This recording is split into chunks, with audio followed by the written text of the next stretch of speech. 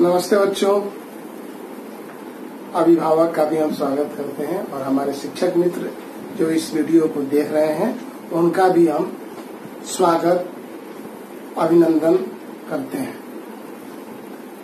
आइए इस वीडियो में मैं आपको बता दूं कि मैं वर्ग 6 विषय हिंदी का पाठ 3 जिसका नाम चिड़िया है लेकर आपके बीच उपस्थित हूं।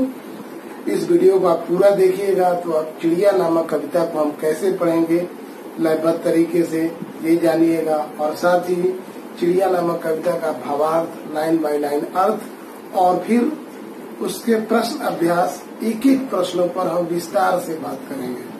तो एक निवेदन है कि इस वीडियो को पूरा देखिए। मेरे इस चैनल का नाम कमलेश BRC कुदरा है। आप इस चैनल को सब्सक्राइब करिए और इस चैनल के सभी वीडियो को देखिए। आप नोटिफिकेशन के लिए इसके बेल आइकन को भी दबाइए। तो आइए मैं शुरू करता हूँ चिड़िया नामक यह कविता।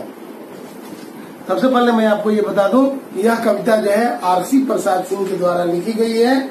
RC प्रसाद सिंह का जन्म बिहार राज्य के समस्तीपुर जिले के एरौत नामक गांव में 19 अगस्त 1911 ईस्वी को हुआ था। उन्हें रूप, यौवन और प्रेम का कवि कहा जाता था। वे मैथिली और हिंदी का एक प्रकार कवि माने जाते थे, विद्वान कवि माने जाते थे। तो आइए आप ये देखिए, ये क्या है, आप इसे देख रहे हैं, ये क्या है, ये जो है ये स्टार है। बिल्कुल आपने सही समझा, तारा है। और तारा कहाँ दिखाई देता है? तो तारा हमें आसमान में दिखाई देता है। तो इसी प्रकार से आसमान में और क्या क्या चीज दिखाई देता है? तो ये देखिए, ये क्या है? ये आप देखिए, बिल्कुल सही, ये पतंग है। और पतंग को हम लोग कहाँ उड़ाते हैं? आसमान में उड़ाते हैं। अच्छा, चांद कहाँ दिखाई देता है हमें? आसमान में दिखाई देता है। सूरज हमें कहाँ दिखाई देता है? तो हमें आसमान में दिखाई देता है। तो इसी तरह से कोई सजीव, जिसमें जीव है, सजीव का नाम बताइए जो आसमान में दिखाई देता है। बोलिए। तो ये देखिए, ये क्या है? इसे आप देखिए, तो ये है चिड़िया। ये भी आसमान में, चिड़िया भी आसमान में उड़ती हुई हमें दिखाई देती है। तो आज जो हम लोग पाठ पढ़ेंगे उसका नाम है चिड़िया। चलिए इसको आप घंटी पर देखते रहिए, इसलिए मैंने इसे लगा दिया। यहाँ पर आप पतंग को भी देखिए और आप स्टार को भी देखते रहिएगा। इसे भी हम लगा देते हैं। आइए अब हम लोग चिड़िया नामक कविता जो RC प्रसाद सिंह के द्वारा लिखी गई है उसको हम लोग लयबद्ध पढ़ते हैं। पीपल की ऊंची डाली पर बैठी चिड़िया गाती है, तुम्हें ज्ञात अपनी बोली में क्या संदेश सुनाती है। चिड़िया बैठी प्रेम प्रीति की रीति हमें सिखलाती है। वह जग के बंदी मानव को मुक्ति मंत्र सिखलाती, मुक्ति मंत्र बतलाती है। वन में जितने पक्षी हैं, खंजन कपोत चातक कोकिल। वन में जितने पक्षी हैं, खंजन कपोत चातक कोकिल। काक हंस सुख आदिवास करते सब आपस में हिलमिल। सब मिलजुल कर रहते हैं, सब मिलजुल कर खाते हैं। आसमान ही उनका घर है, जहाँ चाहते जाते हैं। उनके मन में लोभ नहीं है, पाप नहीं, परवाह नहीं। जग का सारा माल हड़प कर जीने की भी चाह नहीं।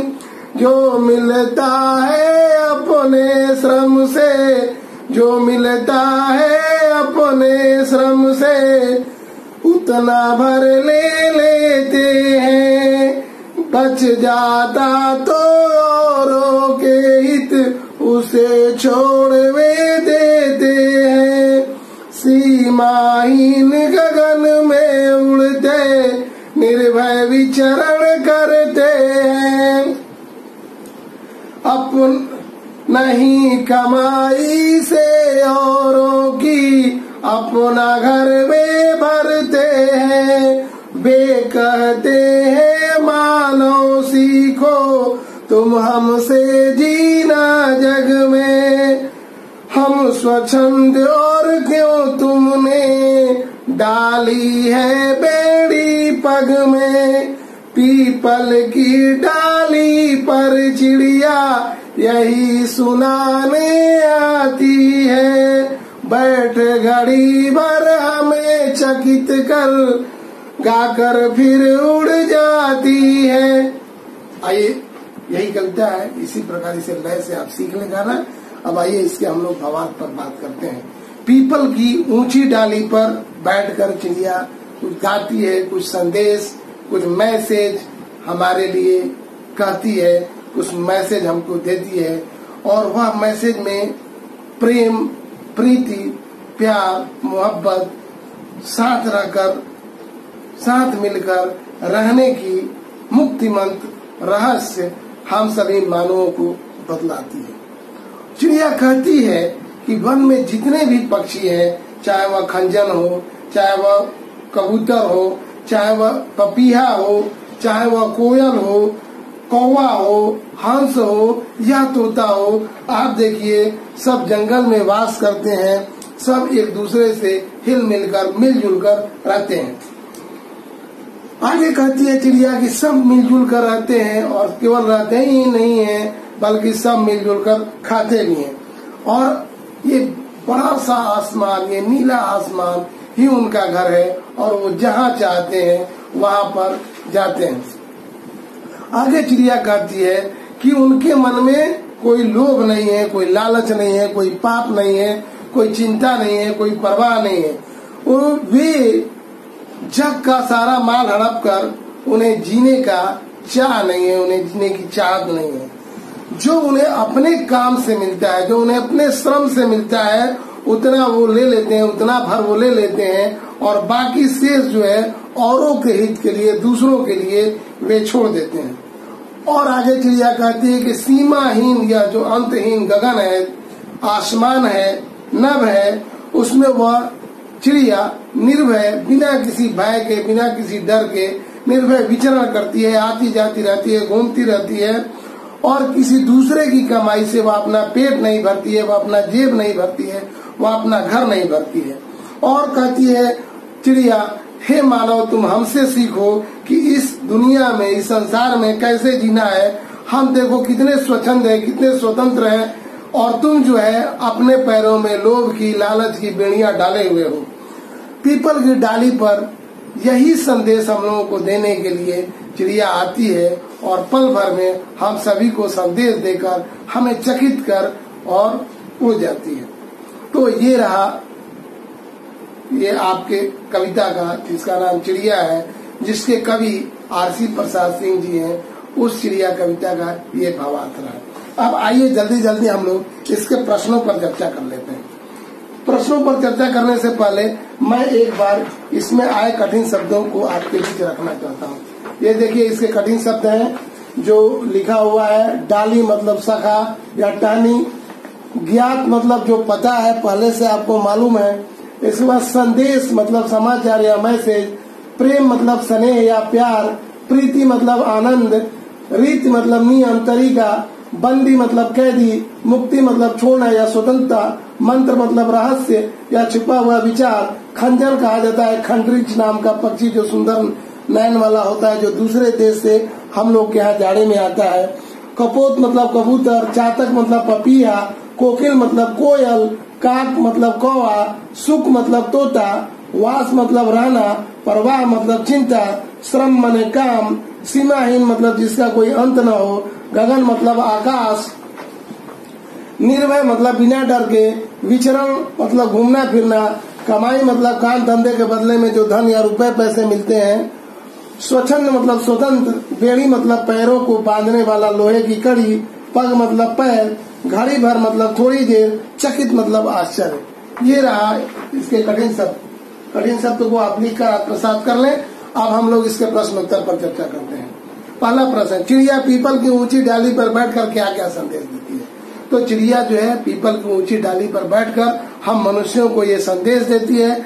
ये कहती है कि सभी को मिलजुल कर रहना चाहिए। अपने श्रम से, अपने काम से जो मिलता है उसी पर हमें गुजर बसर करनी चाहिए। इसके अलावा जो कुछ बचता है उसे दूसरों के लिए छोड़ देना चाहिए। हमें दूसरों के धन पर डाका नहीं डालना चाहिए। दूसरों का माल नहीं हड़पना चाहिए। हमारे मन में लोभ नहीं होना चाहिए, पाप नहीं होना चाहिए, चिंता नहीं होनी चाहिए। जैसे चिड़िया निर्भय वातावरण में, नील गगन में निर्भय विचरण करती है, उसी प्रकार हमें भी स्वच्छंद रहना चाहिए। हमें अब दूसरों की कमाई से अपना घर नहीं भरना चाहिए। इस प्रकार चिड़िया जो है हम मानवों को स्वच्छंद, निर्विघ्न, सबके साथ मिलजुल कर रहने का संदेश देती है। ये रहा पहला प्रश्न का उत्तर। दूसरा प्रश्न, निम्नलिखित पंक्तियों के भाव स्पष्ट करें। दूसरा का क, सब मिलजुल कर रहते हैं, सब मिलजुल कर खाते हैं, आसमान ही उनका घर है जहाँ चाहते जाते हैं। कवि इन पंक्तियों में चिड़िया के द्वारा एक संदेश देता है कि जैसे चिड़िया सब मिलजुल कर आपस में रहती हैं और सब मिलजुल कर आपस में खाती हैं, इतना बड़ा नील गगन आसमान उनका घर है और वे जहाँ चाहती हैं वहाँ जाती हैं। तो हे मानव, तुम भी चिड़ियों से सीखो और उन्हीं की तरह रहना सीखो। आगे की पंक्तियां हैं जिनका भाव स्पष्ट करना है। वह है, जो मिलता है अपने श्रम से उतना भर ले लेते हैं, बच जाता तो औरों के हित उसे छोड़वे देते हैं। इन पंक्तियों में कवि कहना चाहता है कि जैसे चिड़िया अपने श्रम से, अपने काम करने पर उन्हें जितना मिलता है उतना ही लेकर संतोष कर लेते हैं, सब्र कर लेते हैं, उसी प्रकार हे मानव, तुम भी जितना तुम्हें मिलता है, जितना तुम काम करते हो उसके एवज में जो मिलता है उसी भर में तुम भी संतुष्ट हो जाओ और जो बच जाता है वह दूसरों के लिए छोड़ दो ताकि दूसरे भी सुखी रह सके। तो ये रहा इन पंक्तियों के भावार्थ। अब आगे प्रश्न 3, खाली स्थान को की पूर्ति करें। अब देखिए खाली स्थान की पूर्ति आप करेंगे। खाली स्थान, ये देखिए खाली स्थान में उनके मन में लोभ नहीं है। इसके बाद खाली स्थान है, ये लाल वाला आप देख लें और उसमें वही भरना है। उनके मन में लोभ नहीं है, पाप नहीं, परवाह नहीं, जग का सारा माल हड़प कर जीने की भी चाह नहीं। तो ये जो लाल से भरा हुआ है ये आप उसमें भरेंगे। आगे का एक खाली स्थान है जिसमें है जो 3 का ख प्रश्न है, उसमें है वे कहते हैं, देखिए इसमें भी देख लें लाल से जो लिखा हुआ है, तो इसमें है कि वे कहते हैं मानव सीखो। अब खाली स्थान में भरना है तुम हमसे जीना जग में। वे कहते हैं मानव सीखो, तुम हमसे जीना जग में, हम स्वच्छंद और क्यों तुमने। अब इसमें भरना है डाली है बेड़ी पग में। तो ये रहा खाली स्थान, आप लाल देखकर भर लीजिएगा। अब आगे के जो प्रश्न है उस पर मैं चर्चा करता हूँ और वह प्रश्न है पाठ से आगे। आजकल पक्षियों की संख्या कम होती जा रही है, इसे रोकने के लिए आप क्या सुझाव देना चाहते हैं? तो पशु आप देख लें पक्षियों की संख्या कम क्यों हो रही है।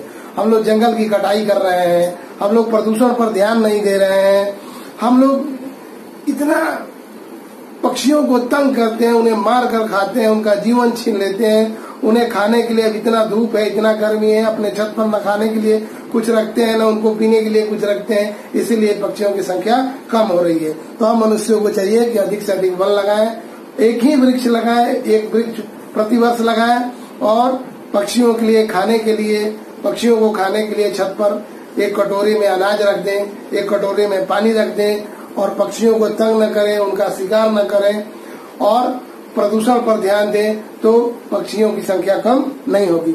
आगे का प्रश्न है कविता से उन पक्षियों को छाटिए जिनमें चिड़ियों को स्वच्छंद रूप से खुले आकाश में उड़ने की बात की गई है। तो देखिए स्वच्छंद रूप से किसमें उड़ने की बात की गई है, तो ये पंक्तियां ये हैं, आप इन पंक्तियों को देखें, ये पंक्तियां हैं और वो पंक्तियां हैं सीमाहीन गगन में उड़ते निर्भय विचरण करते हैं, नई कमाई से औरों की अपना घर वे भरते हैं। और आगे का प्रश्न जो है उसमें है कि मनुष्य को दुश्मनी की भावना छोड़ने की बात की गई है, वह कौन सी कविता की पंक्तियां हैं? तो वह है, जो मिलता है अपने श्रम से उतना भर ले लेते हैं, बच जाता है तो औरों के हित में उसे वे छोड़ देते हैं। तो इन पंक्तियों को आप देख लें, ये पंक्तियां आपके पुस्तक से उद्धृत हैं और आप जो पुस्तक में दी हुई है।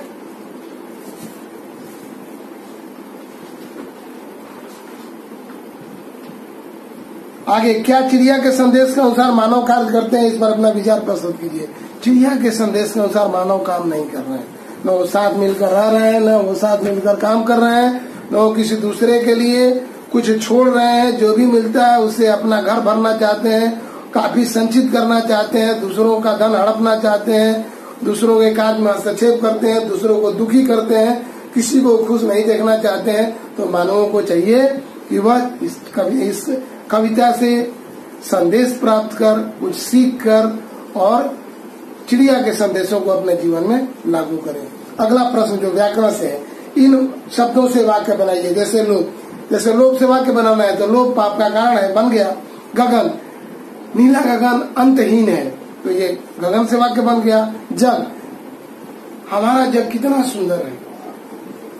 अगला संदेश, लॉकडाउन में घर में रहने का ही संदेश सभी दे रहे हैं।